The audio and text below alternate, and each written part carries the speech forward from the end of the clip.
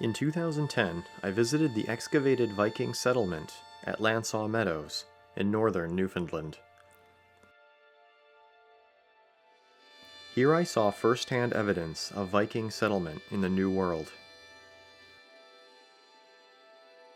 There were the remains of longhouses and a forge for iron making. But the most enigmatic object found was a simple butternut. These are not native to Newfoundland. They are found further south. But just how far south had the Vikings gone? This question had captured my imagination. I learned about the Vinland Sagas, detailed stories of the Viking voyages. For years, experts have studied these sagas and have made guesses as to where they had actually taken place. With the most up-to-date interpretation in hand, I plan to visit these places, one by one, to help put the Vinland Sagas into context. One of these places was called Straumsfjord by the Vikings, but is today thought to be the Bay of Fundy. I've been to the Bay of Fundy before, but this time I want to see it in the raw, away from the touristy areas and the modern development. I want to see it the way the Vikings would have seen it. We pulled into St. John, New Brunswick for supplies.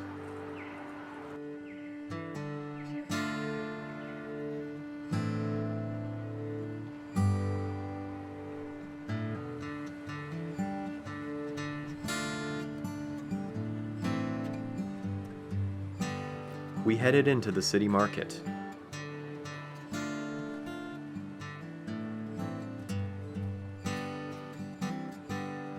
Smoked salmon is a staple of the north. It is cheap, and we bought way more than we thought we would need.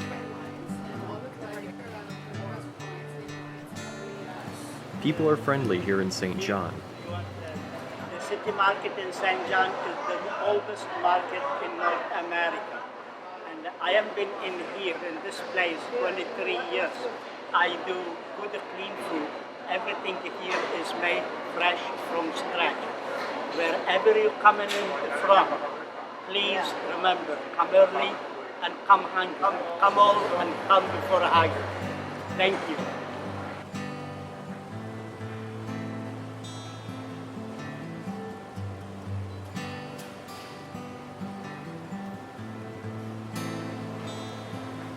We stocked the food in the fridge and headed out of town toward the wild coast.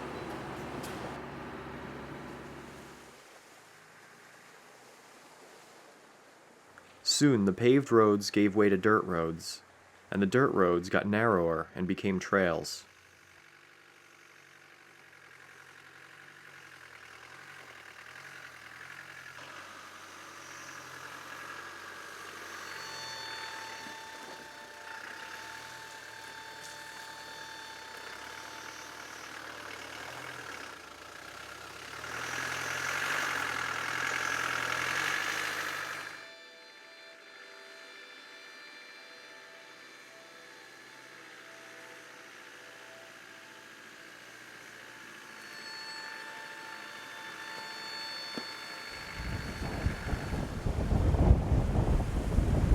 The fog began to roll in, which cut down on visibility, and it started to rain.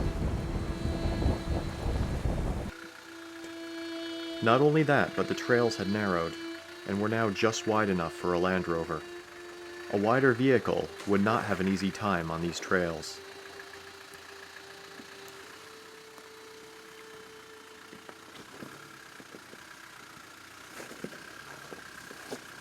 We carried on down the trails until we reached our first obstacle, a river.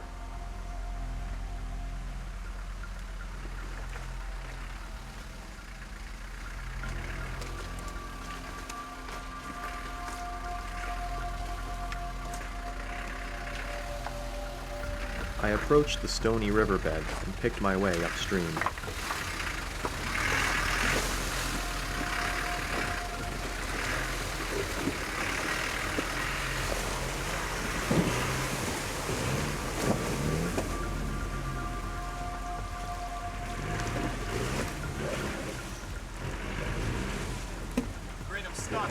The Land Rover had dropped into an unseen hole and had gotten hung up on a rock. I needed to winch out.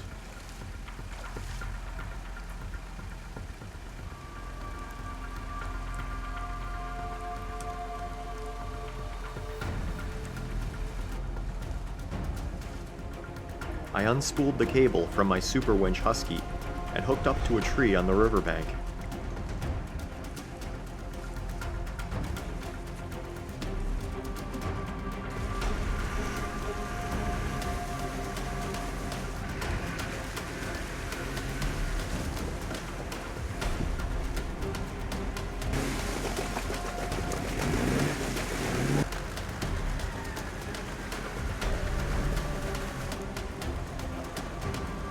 Slowly, I was pulled ashore.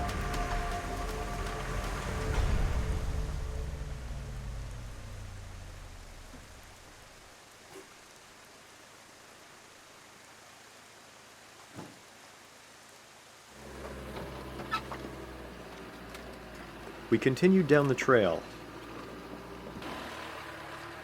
We were now traveling inland, deeper into the mossy pine forest, and further away from our destination on the coast.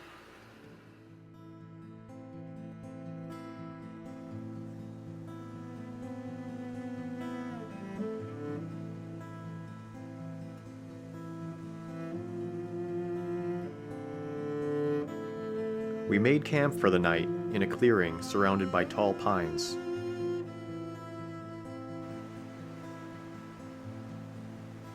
What would we find tomorrow? Would we make our way to the coast?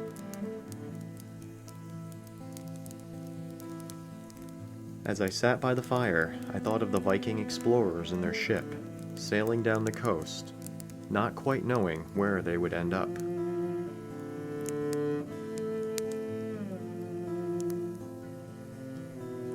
As with any worthwhile pursuit, there's always an element of uncertainty. And this trip is no different.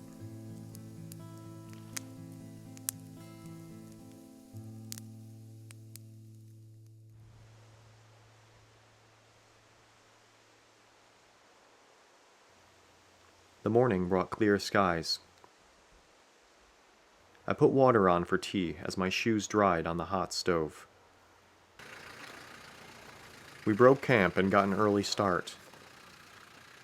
When we gained any slight elevation, we could see the coast, but we were still unsure if the trails would lead us where we want to go.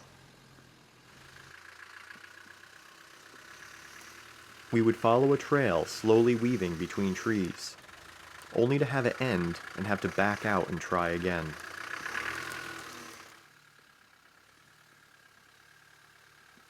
Finally, we came to a washed-out trail with a slight downward trend.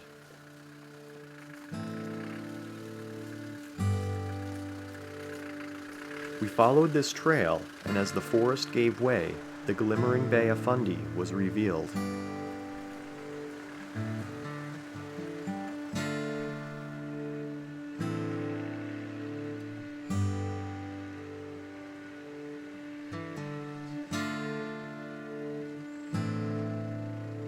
We had found a beautiful rock promontory jutting out into the bay.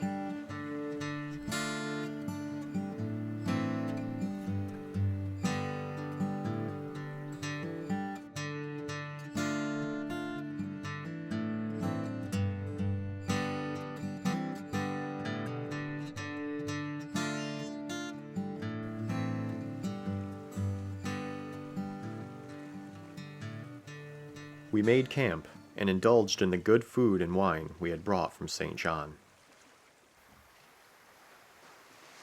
As the tide rolled in, my thoughts wandered. Maybe the Bay of Fundy is Straumsfjord, as mentioned in the sagas.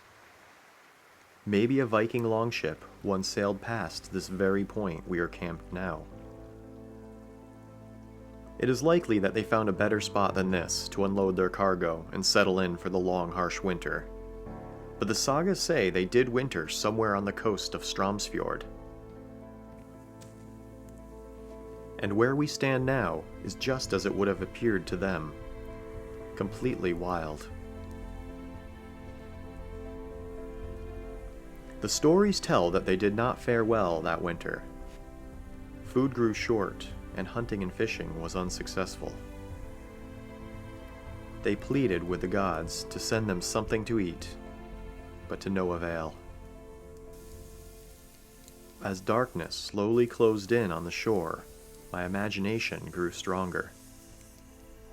The sagas describe one member of the party who had wandered off.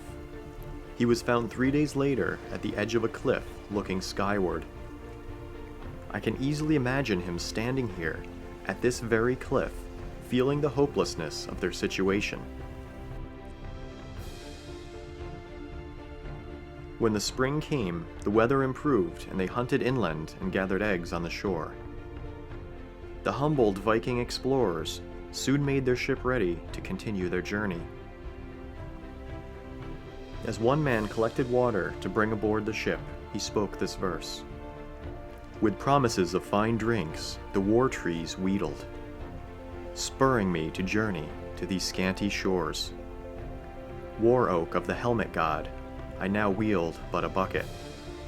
No sweet wine do I sup, stooping at the spring. That night the moon shone brightly through the ghostly clouds. Its reflection was cast for miles across the still waters of the bay. Staring out from atop the cliffs, I felt like I had truly found Straumsfjord.